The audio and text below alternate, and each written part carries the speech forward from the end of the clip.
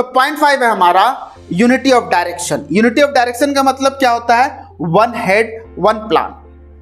ठीक है, तो यहां पे सबसे पहले मैं आप लोग को ये बता दूं कि ये जो डायरेक्शन जो है ना, ये डायरेक्टिंग वाला डायरेक्शन नहीं है कि किसी को गाइड करना है, नहीं, ये एक दिशा की तरफ जाने वाला डायरेक्शन है। इसका मतलब ये बताया गया है कि यहाँ पे जितने भी सबऑर्डिनेट्स है, एम्प्लॉयर हो, एम्प्लॉय हो, जो भी हो, सभी का कॉमन गोल होना चाहिए और कॉमन ऑब्जेक्टिव की तरफ उन लोग जाना चाहिए। एग्जाम्पल के तौर पे हम लोग एक बिजनेस लेते हैं, टाटा। ठीक है, रतन टाटा जी क्या करते हैं? अपने कॉन्फ्रेंस हॉल में घुसते हैं और पूरा बाहुबली के स्टाइल में अपने पीए को बोलते हैं, नगर में ढिंढोरा पिटवा दो दादा, कहो सबको बाहुबली ने बुलाया है। सभी मैनेजर्स उठ के आते हैं, सभी को यह बताया जाता है कि इस बार का हम लोग का कॉमन ऑब्जेक्टिव क्या होना चाहिए कि लास्ट ईयर के अकॉर्डिंग 30% मिनिमम इंक्रीमेंट चाहिए बिजनेस में। पिछले बार के हिसाब से 30% प्रॉफिट ज़्यादा होना चाहिए। तो हमारा कॉमन ऑब्जेक्टिव सेट हो गया। अब वहाँ पे डिफरेंट बिजनेस वाले होंगे, मैनेजर्स, लाइक कोई टाटा सॉल्ट के लिए होगा, कोई टाटा टी के लिए होगा, कोई टाटा व्हीकल्स के लिए होगा। तो सभी मैनेजर को इंस्ट्रक्ट किया जाता है कि मुझे 30% लास्ट ईयर के अकॉर्डिंग इंक्रीमेंट चाहिए। तो सबका कॉमन गोल क्या है? 30% इंक्रीमेंट। इसी को बोला जाता है यूनिटी ऑफ डायरेक्शन। देखो, टाटा टी वाला क्या करेगा? वो अपना चाय बनाएगा, काम अलग है टाटा सॉल्ट से या टाटा व्हीकल से, लेकिन फिर भी सभी का कॉमन ऑब्जेक्टिव क्या है कि इस साल टाटा को 30% प्रॉफिट लास्ट ईयर के अकॉर्डिंग ज़्यादा दिलाना है। तो इसे बोला जाता है यूनिटी ऑफ डायरेक्शन, कि एक कॉमन गोल के पीछे, कॉमन ऑब्जेक्टिव के पीछे सभी कोई काम करे। क्लियर बच्चों? तो पॉइंट 6 है हमारा individual interest to general interest. इसका मतलब ये बताया गया है कि इंडिविजुअल इंटरेस्ट का मतलब होता है सेल्फ इंटरेस्ट, मतलब खुद का फायदा, और जनरल इंटरेस्ट का मतलब होता है कॉमन इंटरेस्ट। इसका मतलब ऑर्गेनाइजेशन का फायदा, या फिर एक कंपनी का फायदा, या फिर एक बिजनेस का फायदा। समझ में आया? तो यहाँ पे हेनरी फयोल ने हमें क्या समझाया है कि जनरल इंटरेस्ट जो है इंडिविजुअल इंटरेस्ट से हमेशा ऊपर रहना चाहिए। अगर पर्सनल इंटरेस्ट हमेशा अगर ऊपर रहेगा तो हो सकता है फ्यूचर में कि वर्कर्स का नाजायज़ डिमांड आ सकता है आपके पास। तो यहाँ पे क्या होता है, अगर नाजायज़ डिमांड अगर आ गया तो बिजनेस में बहुत ज़्यादा प्रॉब्लम फ्यूचर में आ सकता है। इसीलिए बोला गया है कि जनरल इंटरेस्ट को हमेशा ऊपर रखो और इंडिविजुअल इंटरेस्ट को नीचे रखो। एग्जाम्पल के तौर पे आप देखो, गली नुक्कड़ के क्रिकेट आप खेलते होंगे, है ना? वहाँ पे क्या चलता है कि मेरा बैट है, मैं पहले बैटिंग करूँगा जो भी हो जाए, या मैं पैसे मिलाया हूँ, मुझे बैटिंग पहले चाहिए। ठीक है, चाहे टीम हारे या जीते, इससे कुछ भी फर्क नहीं पड़ता। तो ठीक उसी तरीक़ा से बिजनेस में क्या होता है कि अगर इंडिविजुअल इंटरेस्ट को अगर प्रायोरिटी दे दिया गया तो बिजनेस खराब हो सकता है। इसे एक एग्जाम्पल की तरह अगर हम लोग समझे तो मान लो कि एक बिजनेस में एक बॉस ने एक मैनेजर को बुलाया और बोला कि देखो XYZ डेट में एक न्यू प्रोडक्ट हम लोग लॉन्च कर रहे हैं, ठीक है, आप एक काम करो, सभी चीज़ का प्रबंध करो, एक एड एजेंसी ढूंढो, एक चैनल ढूंढो जहां पे हमारा प्रोडक्ट को अच्छे से हम लोग लॉन्च कर पाए। तो वो क्या करता है, डायरेक्टली फ़ोन घुमाता किसको, ओ ताऊ बिरयानी बनाने का टाइम आ गया है कि नहीं। तो देखो वो अपने एक रिलेशन, अपने ताऊ को फ़ोन करता है, बोलता है कि हमें एक ऐड चाहिए और एक चैनल में कनेक्शन चाहिए। क्यों? क्योंकि हमारा प्रोडक्ट को लॉन्च करना है। जबकि उसके कंपैरिजन में बगल वाला और कोई ऐड एजेंसी है जो उसके कंपैरिजन में सस्ता दे रहा है और उससे अच्छा कंटेंट भी दे रहा है, लेकिन फिर भी अपने इंडिविजुअल इंटरेस्ट की वजह से वो क्या कर रहा है, अपने ताऊ को वो कॉन्ट्रैक्ट दे रहा है। तो इसे ही बोला जाता इंडिविजुअल इंटरेस्ट। लेकिन अगर एक अच्छा मैनेजर होता तो क्या ऐसा करता? नहीं, वो जनरल इंटरेस्ट को प्रायोरिटी देता। तो यहाँ पे अगर जनरल इंटरेस्ट का प्रायोरिटी अगर ऊपर नहीं रखा गया तो बिजनेस खराब हो सकता है। क्लियर बच्चों?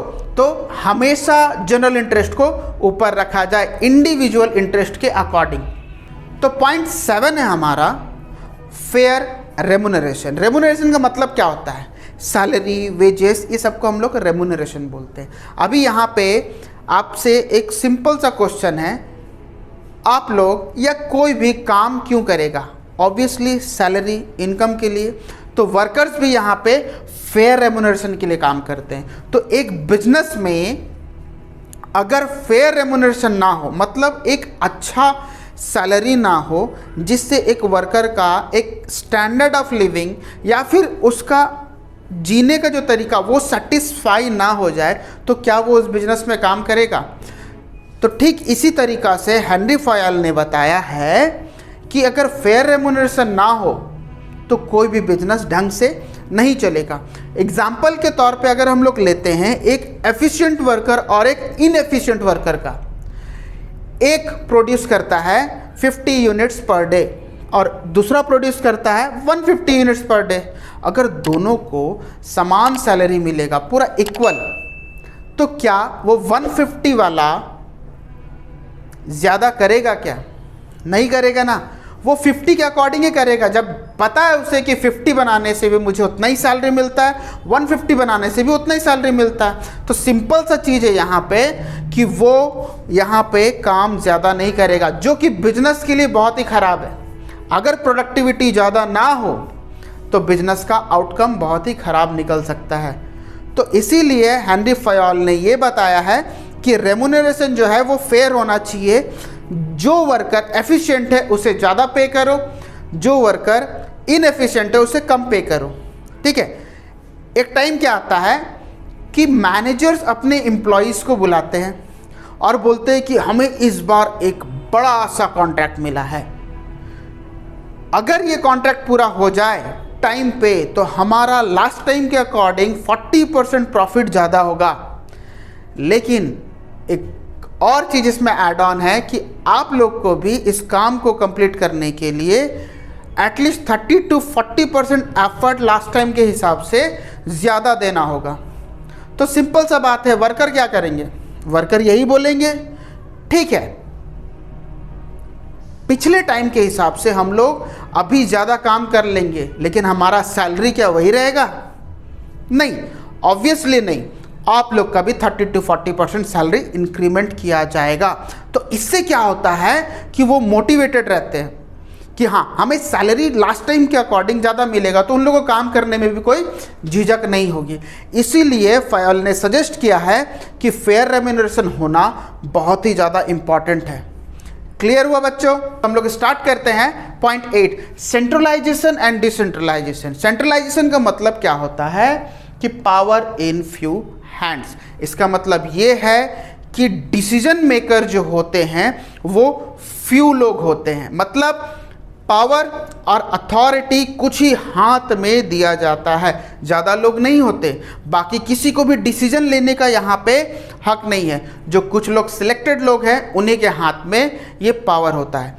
और डिसेंट्रलाइजेशन का मतलब ये बताया गया है distribution of authority. Distribution of authority में हम लोग को ये बताया गया है कि जितने लेवल ऑफ मैनेजमेंट है, चाहे वो टॉप लेवल मैनेजमेंट हो, चाहे वो मिडिल लेवल मैनेजमेंट हो, चाहे वो लोअर लेवल मैनेजमेंट हो, तीनों में हमारा डिसीजन मेकर जो है वो अवेलेबल है। समझ में आया?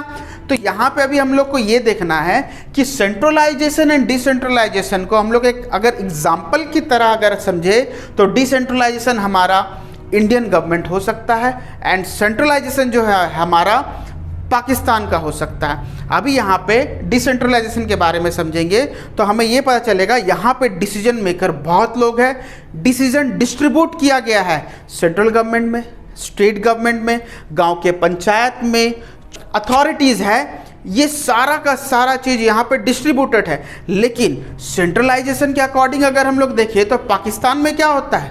पाकिस्तान में वहाँ का मिलिट्री वहाँ का गवर्नमेंट को चलाती है, इसीलिए पाकिस्तान की आज लुल्ली बजी हुई है। इसीलिए पाकिस्तान में सेंट्रलाइजेशन होने के कारण पाकिस्तान ढंग से नहीं चल पा रहा और हमारे पास अथॉरिटी को इक्वल डिस्ट्रीब्यूट किया गया है, जिसके वजह से इंडियन गवर्नमेंट अच्छे से इंडिया को चला पा रही है, पाकिस्तान नहीं चला पा रहा। क्लियर बच्चों, सेंट्रलाइजेशन क्या हुआ, हमारे पास पावर जो है वो फ्यू हाथ में है। पाकिस्तान का एग्जांपल आप ले सकते हैं। और डिसेंट्रलाइजेशन जो है distribution of authority, Indian government का आप एग्जांपल लिए कि किस तरीका से अथॉरिटी एंड पावर जो है डिफरेंट डिफरेंट जगहों पे डिस्ट्रीब्यूटेड है। तो इसी को अगर हम लोग बिजनेस में समझेंगे तो हमारा टॉप मैनेजमेंट हुआ, मिडिल मैनेजमेंट हुआ या फिर लोअर लेवल मैनेजमेंट हुआ, सब में डिसीजन मेकर होते हैं जो कि डिसीजन लेते हैं, और सभी के पास एक एक पावर होता है जो डिस्ट्रीब्यूट किया गया है टॉप टू बॉटम। तो पॉइंट 9 है हमारा स्केलर चेन। स्केलर चेन में हमें बताया गया है कि chain of superior ranking from top to bottom. Company में क्या होता है कि सभी को अथॉरिटी वाइज सभी को रैंक किया गया है। सबसे ऊपर टॉप मैनेजमेंट, उसके नीचे मिडिल मैनेजमेंट, उसके नीचे लोअर लेवल मैनेजमेंट। तो सबसे ऊपर जो है वो उस बेसिस पे काम करते हैं, उसके नीचे वाले उस बेसिस पे काम करते हैं, उसके नीचे वाले उस बेसिस पे काम करते हैं। तो ये अथॉरिटी वाइज कैटेगराइज किया गया है। मान लो यहाँ पे अगर हमारा टॉप लेवल मैनेजमेंट है, उसके बाद मिडिल लेवल मैनेजमेंट है और उसके बाद लोअर लेवल मैनेजमेंट है, यहाँ के सारे लोग को अगर कम्युनिकेट करना होगा तो उन लोग करेंगे कैसे? तो हेनरी फयोल ने इस पॉइंट को इसलिए बताया है कि अगर इसे कम्युनिकेशन अगर हमें करना है, चाहे वो लोअर लेवल मैनेजमेंट से टॉप मैनेजमेंट को करना हो या टॉप मैनेजमेंट को लोअर लेवल मैनेजमेंट से करना हो, तो किस तरीका से करेंगे? यहाँ पे एक डायग्राम दिया गया है। यहाँ पे टॉप लेवल मैनेजमेंट है, यहाँ पे कुछ मिडिल लेवल है और कुछ लोअर लेवल मैनेजमेंट। अगर मान लो यहाँ पे पॉइंट ई को अगर ए से बात करना है तो किस तरीका से करेंगे? एक चेन के थ्रू करेंगे। यहाँ पे बताया गया है ना, chain of superior ranking from top to bottom.